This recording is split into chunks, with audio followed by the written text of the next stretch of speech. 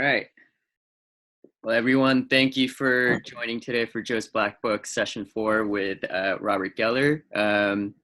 The goal of our sessions is to try to connect communities through education on various topics.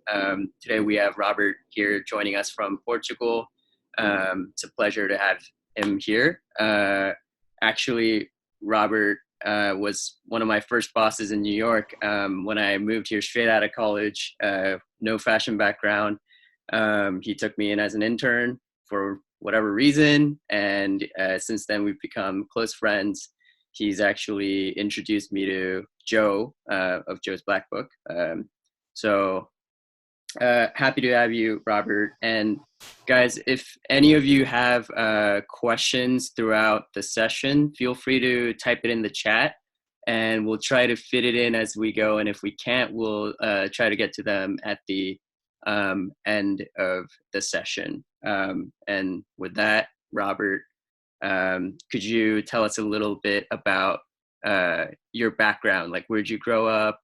Where'd you go to school? Starting from the beginning. Yeah, of course. First of all, I want to say super happy to be here. Thanks for inviting me, and thanks all of you for coming to listen to me talk a little bit. I'm originally from Germany. Grew up there until I was 10, and then my family moved out to Los Angeles for 3 years because my stepfather, he went to USC in LA to study film. And then I moved back to Germany and went to international school. So I kind of kept speaking English, and it led me to want to come back to the States to study. So, my dad's a photographer, and that was the thing that I thought that I would do with my life, since I had thought about what I wanted to do. And I spent a lot of time in my dad's studio and then shooting myself.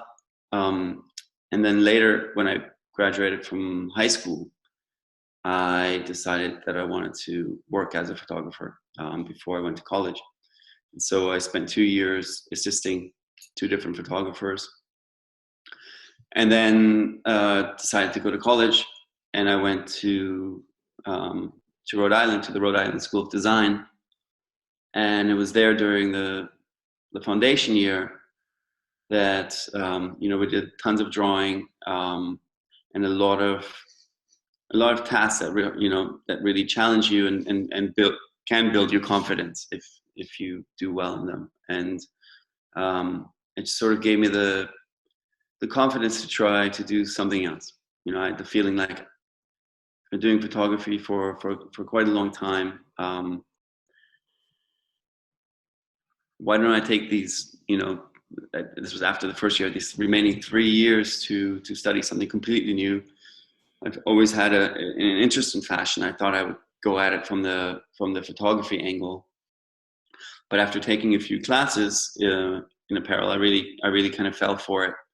And so then I decided to, after my foundation year, to go into apparel design instead of photography.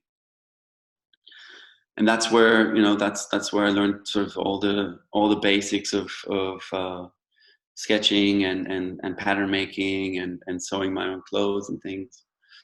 And I really started in that class sort of at the bottom, because I was, I had no experience, whereas a lot of the other kids, they probably known that they wanted to do this for a while, and they were really good at sewing and really good at drawing. I had to catch up, but I dedicated myself to it, and I was already, a bit older because I had worked and felt like I could focus a little bit better than some of the younger kids. And then when it was time to sort of decide where we're going to do our internships during our senior year, everybody wanted to work for Marc Jacobs in New York. It was just sort of like the most interesting place at the moment, at that time in New York. This was 2001. And my school chose 2 people to be able to interview for the job. I went to New York, and I was the one who eventually got the position. And so I got there, and it was a whole new world. Going from a school, Rhode Island is quite or Providence, the city is quite small, and to go from that into New York, into sort of the epicenter of cool fashion, was really impressive. It was a really small team when I got there in the design team. It was Marc Jacobs, and then under Marc was Richard Chai. He was the creative director at the time. And then on the women's side was Anna, who's not my wife, and she's there. And Natalia on the men's side, Natalia Zimmer, who's also a really good friend of ours still, and so is Richard Chai. And then there were 3 interns. It was myself, and then Jack McCullough from Proenza Schooler, and Isa from Nom de Guerre. I don't know if you guys remember that brand, but it was that was the team, and it was a great time. And that, for me, I always say, it was sort of my finishing school. That's where I learned how things work, or at least I saw it from people going to see the fabric shows, ordering the fabrics, starting to do the sketches, starting to make samples, getting ready for the show, having the show, bringing the collection back for sales, how the PR handles it, like the whole cycle of it all. You don't learn that in school, right? You just learn sort of techniques. But just to see it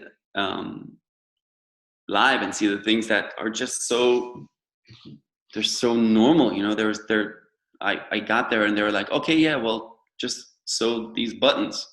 And it was these beautiful, beautiful double layered cashmere that you would turn in and sew by hand, and then sew it onto. I was like, I'm sewing these things on these whatever $7,000 coats. It just felt like there should be some sort of layer in between, but the reality often is You just got thrown in there, and you just just had to do it. Yeah, totally. And I think Marc still was. Everybody there was still figuring it out as well. I don't think you ever get to a point where it's. I mean, maybe when you get to a huge company, it's more figured out. But as long as it's sort of independent, you're just doing whatever it takes to kind of to get it there. So while I was at Marc Jacobs, I met Alexander Plokov. He was working there as a pattern maker at the time, and we got along really well. Just started talking a lot about fashion and what we liked and aesthetics and things, and it sort of clicked. And he had previously, I think for about 2 seasons, launched a brand called Cloak, and had put it on pause to go back to Marc Jacobs to work for that year. And we started talking. He's like, why don't we relaunch that? And we decided to do that as our next step in sort of in our career. And that was, I think, in 2003.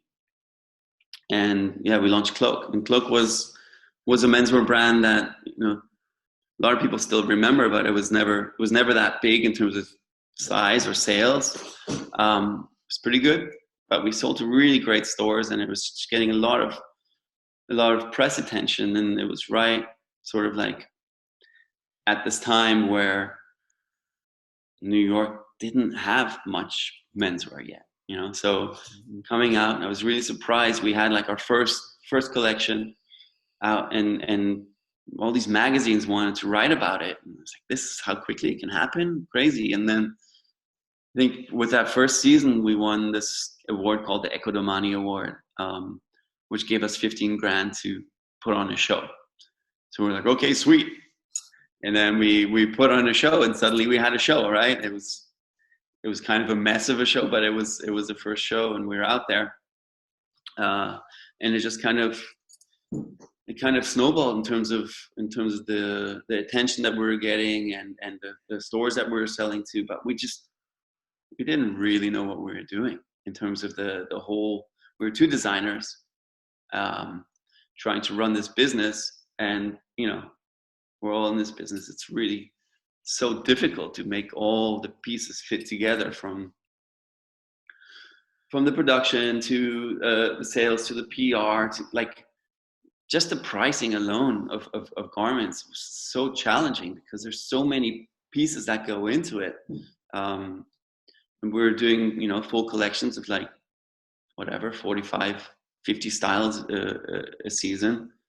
And so while we are having all this success from the outside, the reality was that behind the scenes we were losing money, and it was super stressful. And at this point I was still, I think, only 24, 25 years old. And after having done 5 seasons, I left. It got too serious for me. I got scared, to be honest. And I didn't see it improving, because every season we're like, okay, next season if we sell 250,000, we're gonna break even. And then we sold 300,000 and we're losing tons of money. Like, okay, if we sell 500,000, then we're gonna break even. We sold 600,000, we're still losing tons of money. It's just like we never got there. And so I left, and soon after I started a women's wear label called Herald. It was very, it was a project that I wanted to start off really slow, have some sales, build it up little by little, because I got so scared of sort of the massive like shows and how expensive they are and having to do it from season to season. So I really launched it quite slowly, had a small collection, really enjoyed it. But during the second season of that was when I was approached by a Japanese production company. And they said that they were interested in supporting me to do a menswear line under my own name. And that's when it sort of clicked. It was like, okay, I can concentrate on the things that I'm good at, creating a collection, the creative parts, and they focus on the production side and the finances, which I had not much experience and not that much of a head for. So, Robert, I have a quick question. Yeah. When you decided to leave, Cloak to do something of your own, Herald, what was like that deciding factor? Like the moment you're like, well, you already said, it got to be too much, but then what made you want to take on something of your own? I just wanted to do it differently. Like I knew that I wanted to do something on my own. Like that was always a thing. And there was this moment that I think I talked to you before, at Marc Jacobs, when it was the first show that we had there, and we went to the Armory, which is this huge space in New York where he always has his shows. Walked in, dropped off the stuff that we were bringing, and I was told that I could just hang around. And so I went into the large space and went up on these rafters, and I was hanging out there with another intern, and suddenly the lights went on, the music started blaring, and the model started stomping out. And it was this moment for me that was like, I had tears in my eyes and had goosebumps everywhere. It was like, this is so fucking amazing. There's something about that energy, and that was like, this is really what I want to do. I want to have my own thing and my own brand. And so I think Cloak was the first step towards that. Yeah. I always I think I always wanted to do my own thing. Yeah.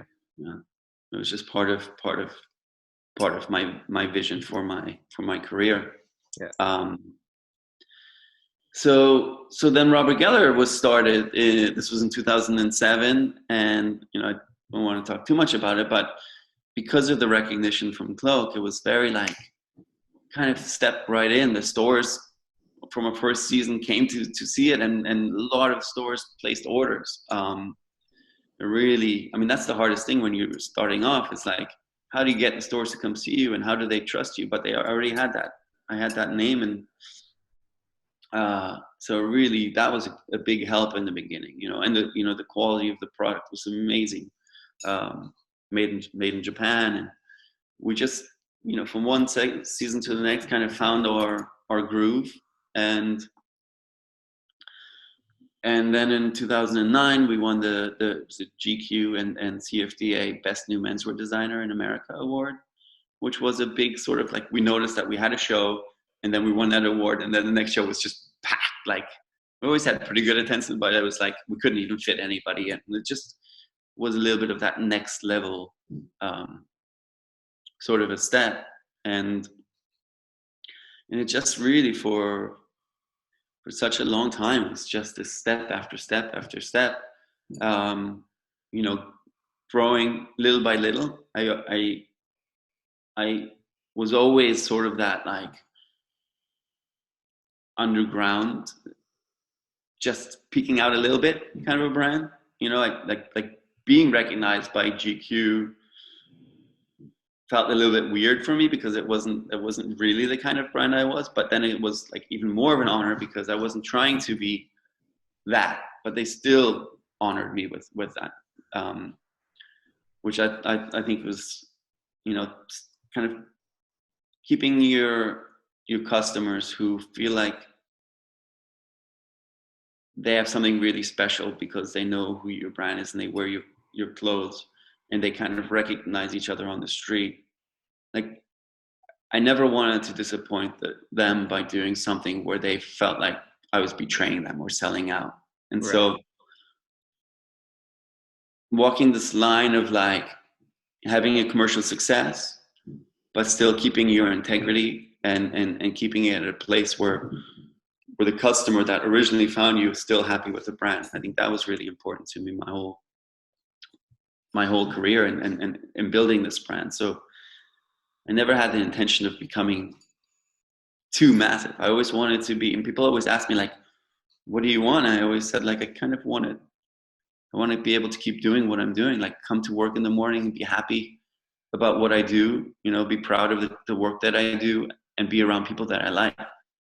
Can you tell us a little bit about like your day-to-day, your creative process, and where do you start and how do you finish? Because I feel like a lot of creatives, I feel like, often have great ideas and are not necessarily the best with the execution of it. Do you have any sort of routine or structure to your day-to-day process that helps you guide through? Yeah, it was something that I started when I launched Robert Geller, and I was suddenly, I was when I launched it, I was on my own creatively, and we obviously had this huge potential with the Japanese backing, but I just also felt a little bit like this is a huge project. I got it. I have to figure out how to do this, and so I just started by thinking that I need more time in the day, and I started to wake up at 5 o'clock in the morning, get ready, and head off to the office. And I found by doing that, it really unlocked a really beautiful process for me. I don't do it every day, but I do it during my design phases. The time in the morning for me is it's such a beautiful, precious time. Once you're up and out of bed and ready, and I tend to be able to wake up quite easily. Once you're in that space, I take that morning time for me to just work on my creative part of it. The creative part is obviously, as a designer, it's just when you're running your own business, it's one part of what you're doing. But I reserve that time in the morning to sketch or to come up with ideas or to build color palettes or all the things that are really at the core of the design during that time. And I don't let anybody bother me. I don't answer emails. Obviously, no one's trying to call me at that time. And I use that time until about 10 o'clock in the morning. And then I say, okay, I'm going to check my emails, make sure there's no emergencies, and go through that, and then keep going with the creative time if I need to still do that until about lunchtime. And then after lunch, I really that's the time when I do the tasks that I need to get done. all the other aspects of it, from Break it up. organization and things.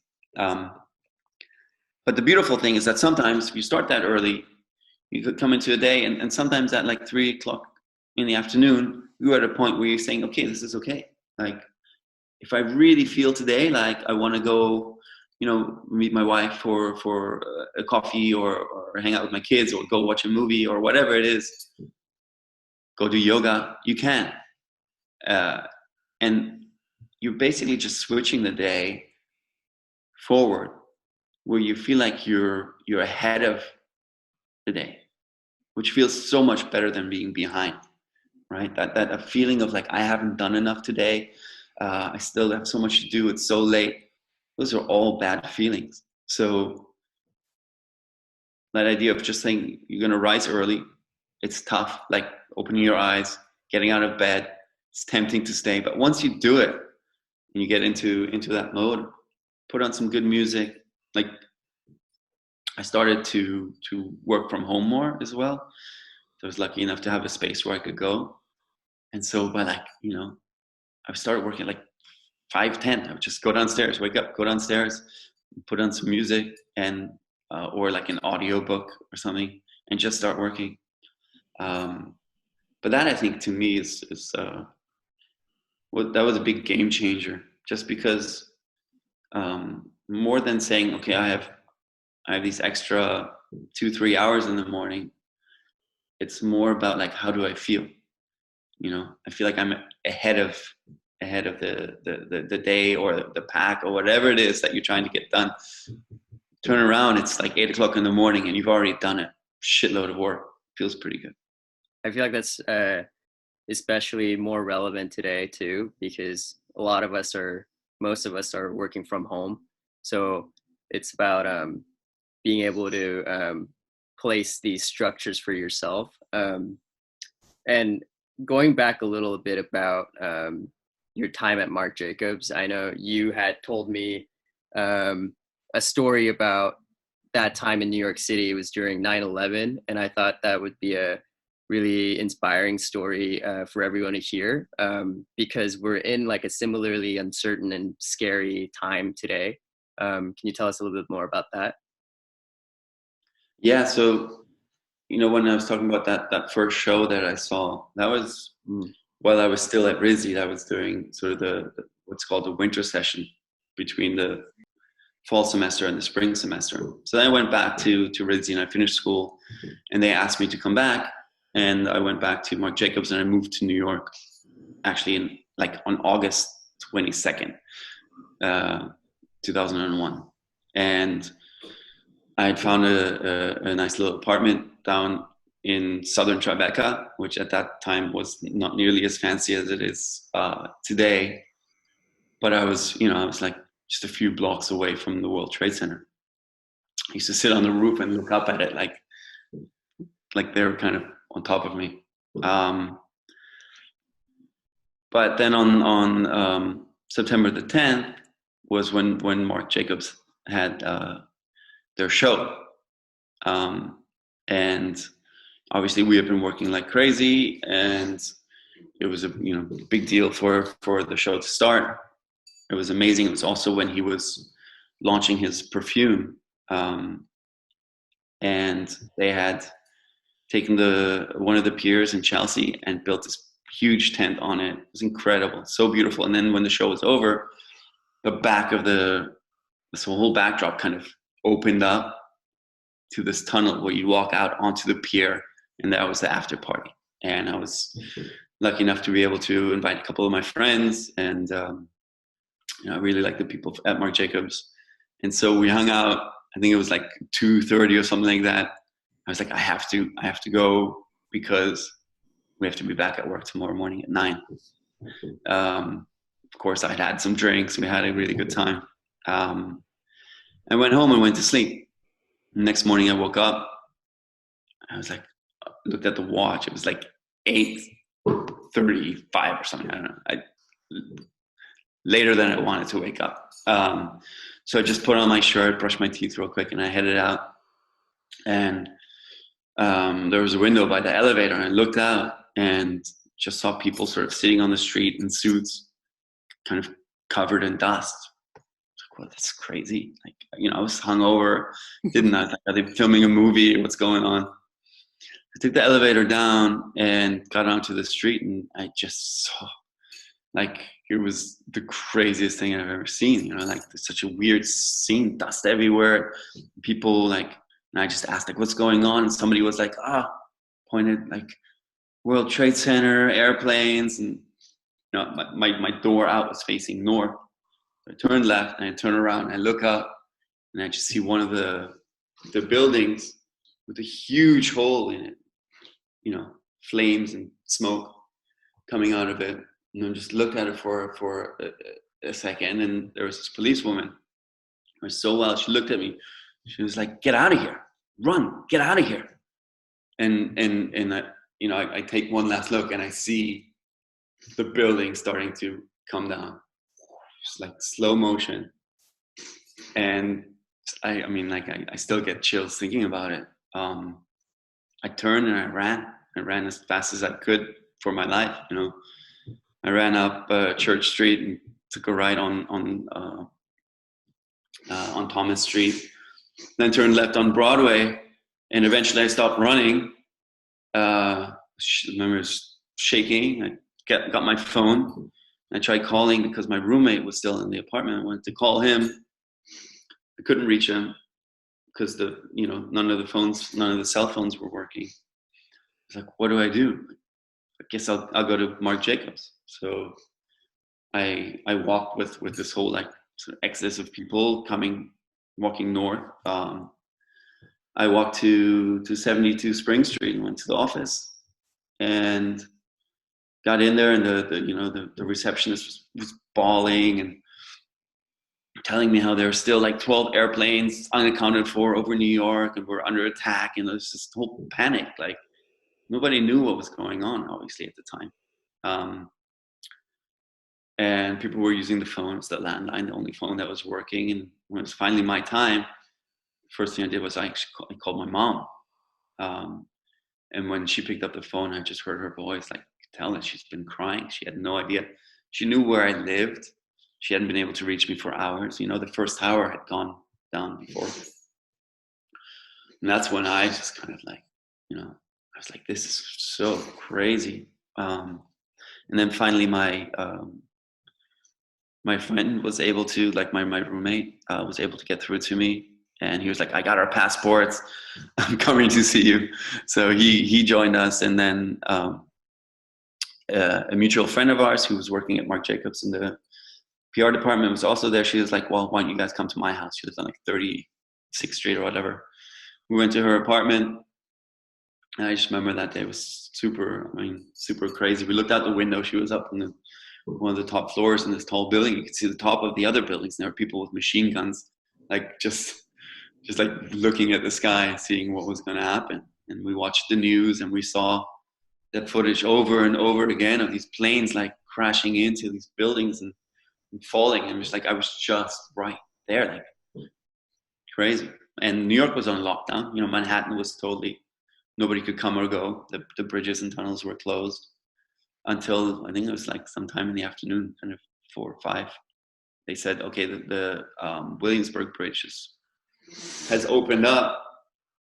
So my friend and I still had my car from RISD parked out in Bushwick. And so we went and we walked across the bridge, and it was literally like shoulder to shoulder front. I mean, it was like people were walking across. There was no room. And we got over to the other side, and I remember super well, we were greeted by just a massive, like, Hasidic Jews with water and bread and whatever. It was this really beautiful moment of just solidarity. And then we walked to my car and we drove out to Connecticut to my friend's brother's house out there.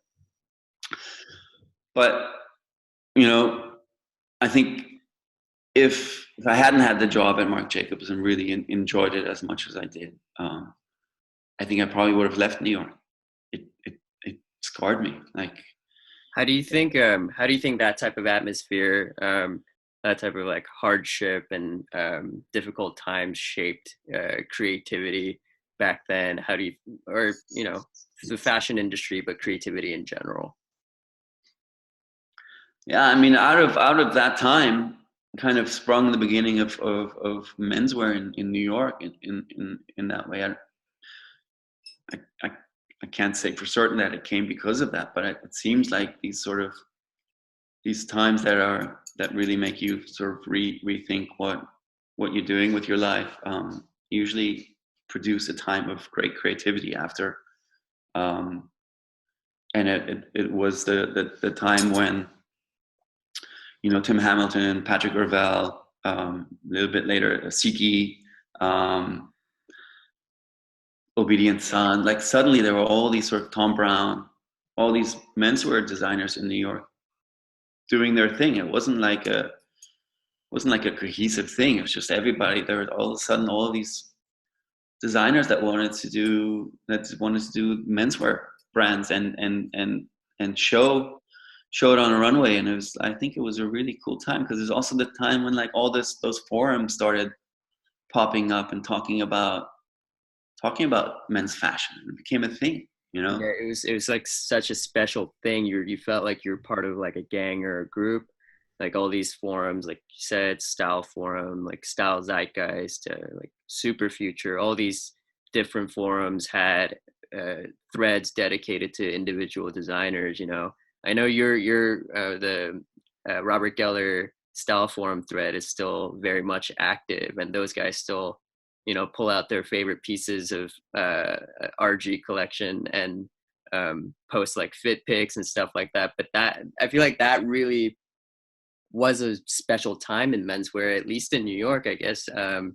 What do you think, you know, do you think that's kind of dead today? And maybe if it is, do you think it's global?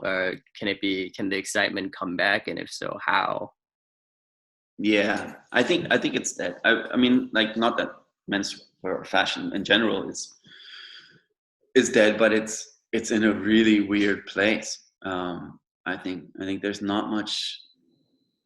not much excitement there, or not nearly as much as there used to be. I think that was a time that through the internet, through these forums, and suddenly people would be able to talk about this thing that they kind of, you know, fell in love with, like dressing. Mm.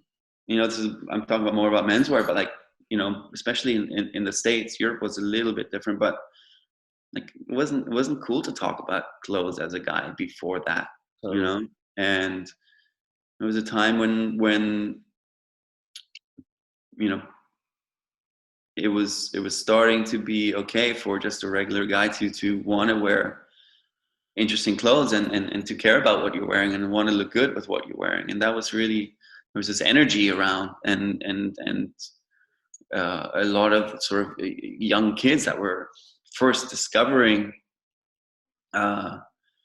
men's clothing was during that time.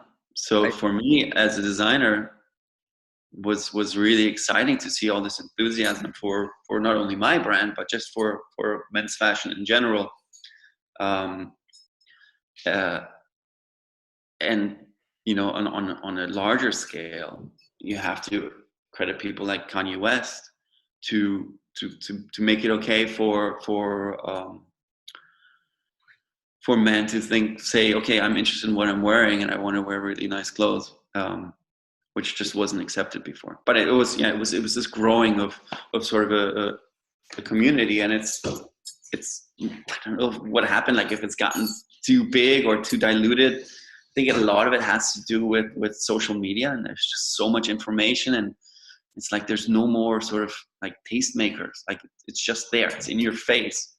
yeah, Um, yeah, I feel like a part of it is that you know how you're saying there's this like exploration and discovery phase that these guys who somehow found like Robert Geller or Patrick Ravel, they really had to dig. And I feel like a lot of them were like probably outsiders because they were um, guys who were into fashion or clothes. And, you know, that community formed online because a lot of these people were in random places all over the the States, and that's why it was such like a solid collective kind of gang, online. But now it's like you look at a middle schooler and they're like head to toe decked out and like all these like labels, because it, like you said, it's like the oversharing of information, like they know what's cool. It's like cool to be into fashion now. It's like probably not cool. But they don't know what's cool. They're just told like these are like the 5 brands that you're okay to wear. But if you don't wear these brands, you're not cool. So I Exactly. know from like my friends' kids who are like teenagers, and my nieces and nephews and stuff. It's really, they're not really having fun with it. Like Right. they're just saying, I need that Supreme sweatshirt. Oh no, Supreme's not cool anymore. Now I need whatever, the Comme des Garçons t-shirt, or now I need the Balenciaga thing, or the Right. Gucci hat. Or like, it's not really like, this is my thing. Like people found Patrick Orville and clung on to him. People found Robert Geller and really like that aesthetic. This is like, it's like a dress code now or something, and fucking expensive dress code. Like I Yeah. don't understand how that is even possible. Yeah.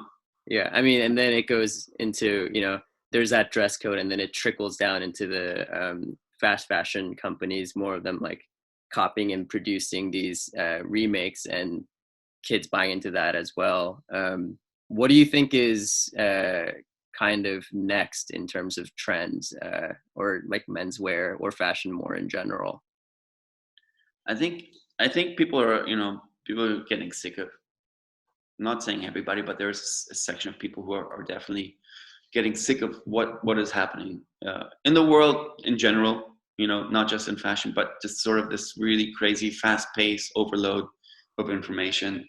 And I think it's my job, or people in my industry, but also in other industries, to speak to those people who are getting sick of it, and to continue making clothes that are not flashy, but they're just have an integrity, and that are made with really beautiful fabrics, beautiful details, and the kind of clothes that once you have it, once you wear it, you discover things even like maybe a year after that surprise you.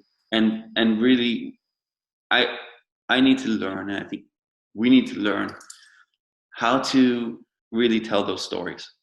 Because it used to be that when I got into fashion, I would go into one of my favorite stores, and I knew that there would be the sales staff there to educate me, on the brands, and to tell me their stories, and to say why these pieces are so beautiful.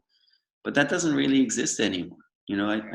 I find that the sales staff in most places just doesn't really care that much. And I think we need to learn how to tell that story in a really beautiful new way, and like I said, sort of give product that has values, whether it's through sort of performance aspects, or the details, or just a really really great quality, where people who don't want that fast fashion, and they don't want the hype pieces, they know that they're getting something that's really beautiful and really lasting, and they'd rather have like 10 15 really great pieces than 100 like pieces of trash. Yeah. And what about you? What have you been up to lately in Portugal? What's new with RG? Yeah, so Anna, my wife, and I, we had been talking about how we've both been in New York. Well, I've been in New York since 2001, and Anna's been in New York since 1997. um, and we've been living a fast-paced life for a long time. And I started my first brand, Cloak, in 2003, and since then I've been doing at least 2 collections. But I've done so many collaborations and consulting and stuff that most years I'm doing 4 to 6 different collections. And during this time, we had our 3 little girls. Our oldest one just turned 10. We decided that we wanted to not miss them growing up, and to kind of take at least a year and just see if we can slow it down. So we've been thought about what should we do, where can we go, We landed on Portugal. We've been hearing a lot about Lisbon. There's a really beautiful creative scene. It's by the water. My wife Anna's from Brazil, so we speak Portuguese. It just made a lot of sense. And so in September, we moved down here. I decided with Robert Keller to take this year away from the on calendar stuff, still work on sort of capsule releases, but just take the pressure off for this year and spend time with each other, and really enjoy that, and to kind of see what do I want the next 15 years to look like. And so the first 3 months were just so like the pressure releasing felt so good.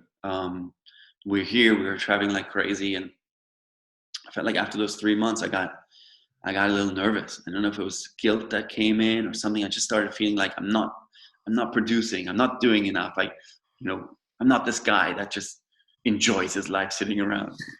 It was like this stupid guilt coming up, and through finding my sort of creative process, from just drawing to building things to whatever it was to kind of fulfill that need, it got me to a place where I mellowed out, and we have such a beautiful rhythm here now, and I'm really enjoying it. And I just felt like in the last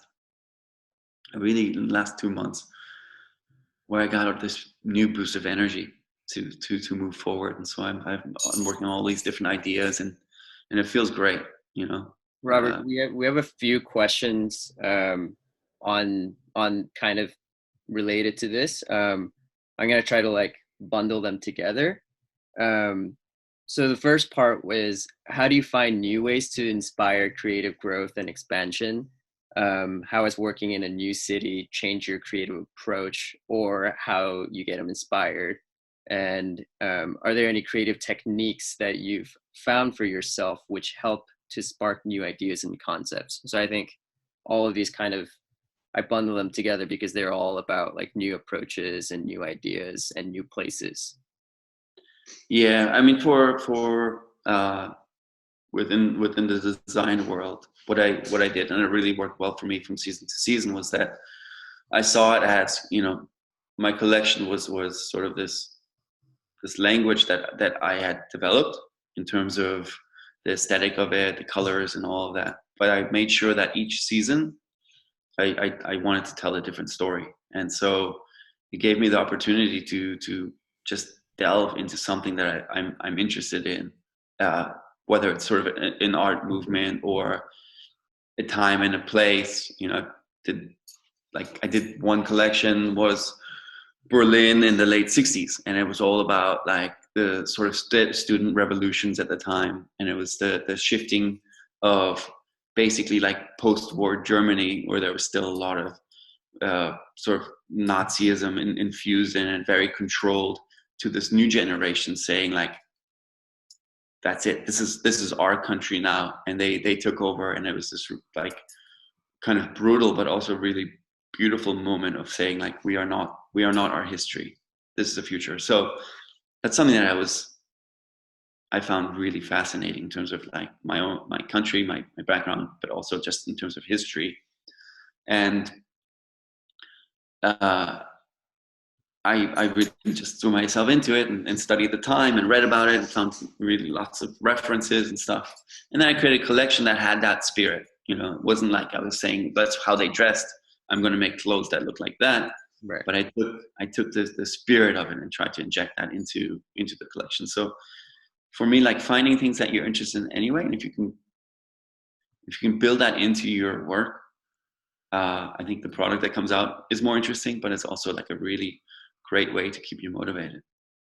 And we have a couple other questions. One of them says, sometimes it feels like there's no escape from the grind leading up to a deadline, especially a fashion show. In your experience, has managing the stress gotten any easier? And if so, do you have any tips for managing the stress of leading up to such a large deadline? Mm-hmm. That's interesting. When I started interning at Marc Jacobs, I got into this whirlwind of how it was done there, and it was absolutely bonkers crazy. Like we were literally like, I think for the last 3 weeks, we would go home to sleep for like 3 or 4 hours and then come back to work. And everybody, the whole team, like it was just crazy. And that's how Marc liked it. He was in Paris doing Louis Vuitton, and he would come a couple of weeks before, and then it would be like, okay, whatever's been done until then, let's start over. Let's get to it. And it was crazy. It was like to the point where the first season I was like, this is so awesome. I want to be here all the time. Second season was a little bit less, and then you could just tell, like, I mean, there were pattern makers there and seamstresses, sample makers and cutters that were like in their 50s and 60s, and it was like, just felt wrong. Because everybody was just barely hanging on. And so that when I started my own thing, I said, it's not how I'm going to do it. So the way that I set up everything was just to plan ahead, start early, get things done. We had late nights, and every once in a while we pulled an all-nighter, but it was usually like pretty calm and organized. And the guys that I work with from Japan, we had a big sort of team of Japanese people that always helped out for the shows, and then my gang, I think it kind of like it. I never wanted to be that stressful. I never wanted to be that crazy. And I think if you have that intention from the top of the company, it's possible. You just have to make decisions, and you have to say, okay, this is how it's going to be, and stick with it. And we never had crazy times. I mean, besides this other trick of just like when it's too much, you just wake up early. If it's you're still waking up early and it's still too much, then I think you've planned it wrong from the start. Yeah. And then here's another one. You'd mentioned a while ago in an interview wanting to ultimately open a Robert Geller flagship store. Obviously, retail as a whole is a mess right now, but is that something that you'd still want to do ultimately? Yeah, so the idea of a Robert Geller store always interested me, because you can, obviously within you create more than just clothing. And if my clothes are sold at Mac's in Portland, or Barney's in New York, or whatever, it's always perceived differently because of the way that they chose to show it. Whereas if you have a store of your own, you can create the whole world, right? And that always interested me. But I was never interested in running a store. It's like a whole another business, right? Mm-hmm. Like it's a whole new business that's very different from what I know how to do. So what I said was, somebody comes along and has an interest in opening a store, a Robert Geller store, and has the funds and the right attitude to do it, then I would do it. And we were close a couple of times, but in the end it didn't come through. And now with like retail being as it is, I don't think I would want to open a store at this point. Like maybe a small one, just a really beautiful little like jewel box of a store, with an office behind, something like that. But like, we have a couple other questions that keep coming in. One says, in what way do you see the fashion industry change after the quarantine is over? Which is pretty similar of a question to this other one that says, hey, RG, super dope intro. Where do you see the future of fashion after this pandemic? I think people are curious what you think.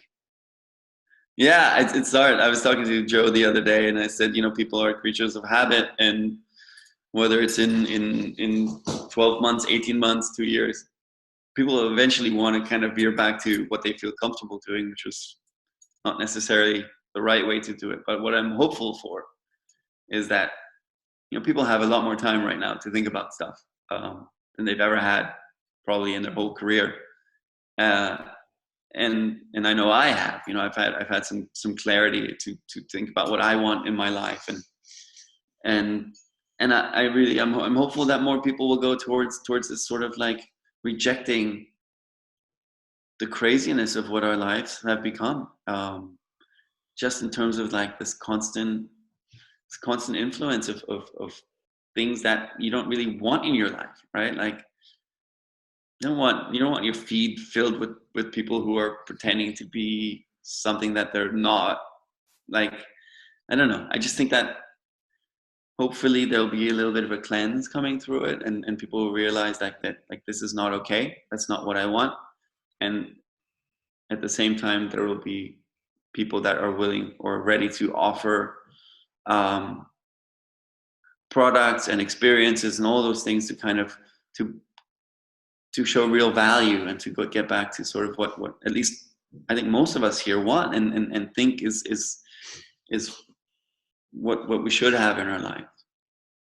Oh my God. Okay. We're just gonna do two more.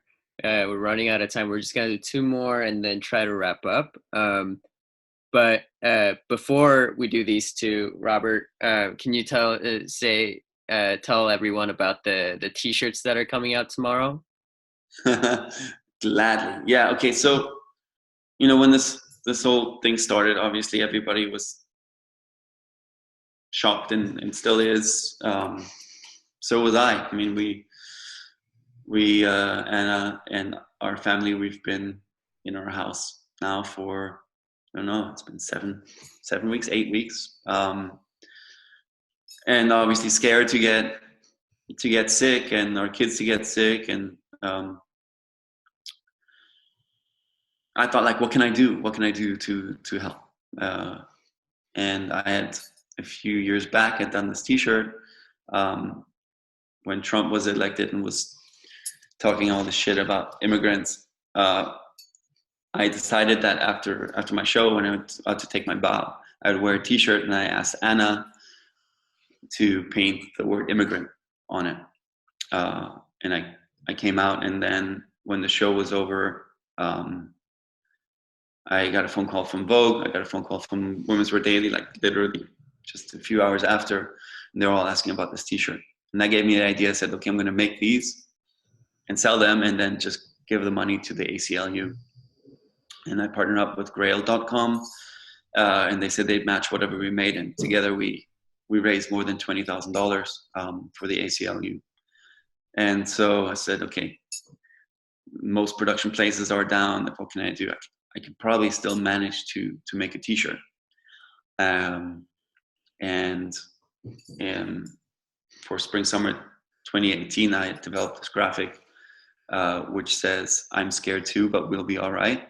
Sort of like this handwritten. I always loved that, and I just like embroidered it on a white shirt. Thought it was quite beautiful, but it never really got the attention that it needed to. And I thought that it was really a beautiful sentiment for these times. I'm scared too, but we'll be all right. Sort of like, it's very honest, and it's very sort of encouraging as well. And so a friend of mine, Ruben, helped me to find these guys out in LA. They're called Behind the Scenes Apparel. They make really beautiful T-shirts and sweatshirts and sweatpants, super high quality. And they said they could do it. Basically, the owner said, "Okay, I'll do it." And they had some stock, but we had to dye them into the color that we wanted to, and then we found a printer, or he found a printer to work with to do it. Anyway, they're done. They just arrived in New York yesterday, and they're going to go on sale tomorrow at 10 a.m. Eastern time at robertgellerstore.com.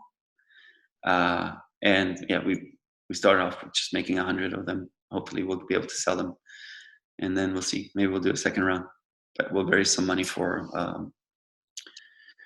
the COVID relief fund of the World Health Organization. And you have your website on your Instagram for everyone that's here who wants to buy one, right? Yep, of course. Okay. Back to these questions, the final two.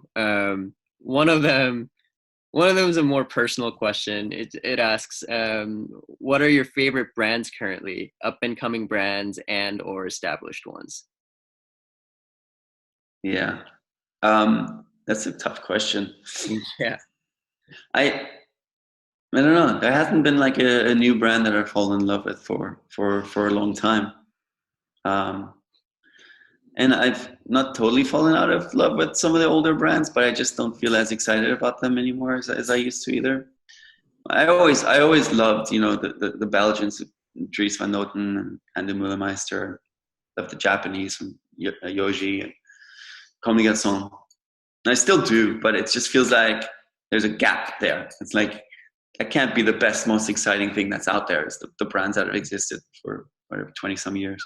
Right. But I can also not tell you like there's a Palm Angels. No, it's not my favorite brand.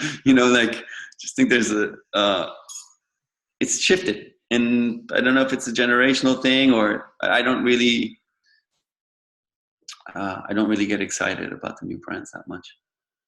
Okay. Well, here's the last one. This was actually going to be my. I mean, Dashiell Brahmin. I love Dashiell Brahmin. That's my favorite new brand. Yeah, there we go. Dash was our scholarship, Joe's Blackbook scholarship winner in 2014. But this last question, this person read my mind because this is what I wanted to conclude this with. But she asks, "Hey RG, what advice do you have for young artists and designers who are graduating this year?" That's a really good question. Yeah, I think if you take it to the point of like where if you're thinking about starting your own brand, is probably where I can answer you, or at least have the most information for you. Because saying like, oh, go into the job market, you should ask Joe about that because he knows a lot more about that than I do. But like, if you have the dream of starting your own brand, what I find really important, and I tell sort of young people, because everyone's like, oh, I'm starting this new brand, I want to start a brand, and then they make like a printed hoodie and a T-shirt, and that's not really starting a brand. But if you're gonna do it, like take the time to sit down and say like, what am I making, and is there really a place for it? Like, does it need to be out there? And that can be just like aesthetically. If it's aesthetically different than anything that's out there, then yeah, there is a value to having it out there.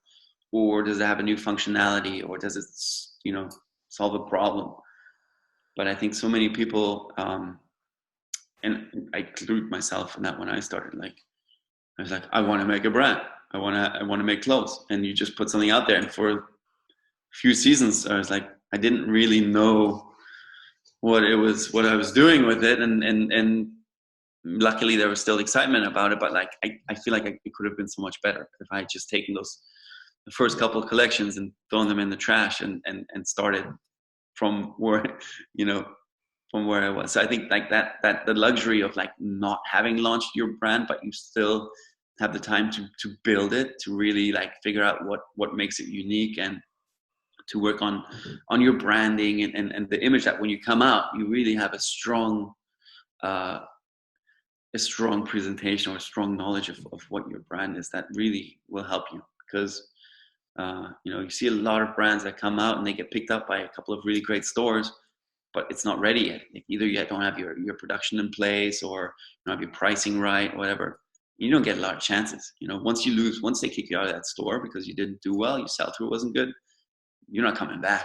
So I think that's a bit of advice. I think that's really important. It's like, take your time, like make sure that you're ready.